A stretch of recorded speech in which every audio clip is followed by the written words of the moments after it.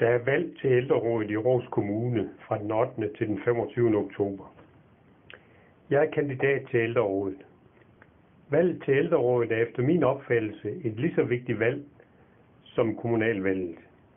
Der er ca. 60.000 borgere over 60 år i Aarhus Kommune, og ældrerådet kan være et vigtigt talerør for den gruppe. Jeg hedder Ejgil E. Petersen og bor i Højbjerg. Jeg vil med stor lyst og interesse arbejde i ældrerådet på at sikre, at byrådet får det bedste grundlag til at videreudvikle ældrepolitikken. Jeg er oprindeligt født og opvokset i Tilst ved Aarhus. Efter endt uddannelse og militærtjeneste flyttede min kone og jeg i 1969 fra Aarhus til Sønderjylland. Jeg har her arbejdet 27 år som tekniker på Danfoss i Nordborg, og de sidste 12 år på arbejdsmarkedet har jeg været beskæftiget som leder af Sønderjyllands Amts revalideringsværksted i Sønderborg. Min kone og jeg er som pensionister flyttet tilbage til Aarhus. Jeg har i flere år siddet i kommunalbestyrelsen i Lundtoft Kommune, som nu er en del af Aabenraa Storkommune. Derfra har jeg stor erfaring fra kommunalpolitisk arbejde og et godt kendskab til strukturen og organisationen i det administrative led.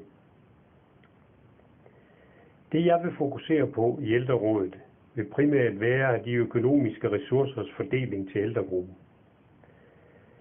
Ligesåvel kvalitetsstandarderne inden for den praktiske hjælp og pleje til ældre. Trafik er også vigtig for ældregruppen. Man skal på en smidig og god måde kunne komme ud til natur og kultur. Tilgængeligheden til lægevagt og skadestue skal fungere på en tryg måde for os alle.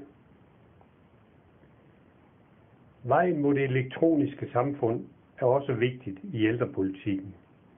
Ikke alle ældre er med her. De må ikke føle sig koblet af. Der skal også være løsninger, der dækker deres behov.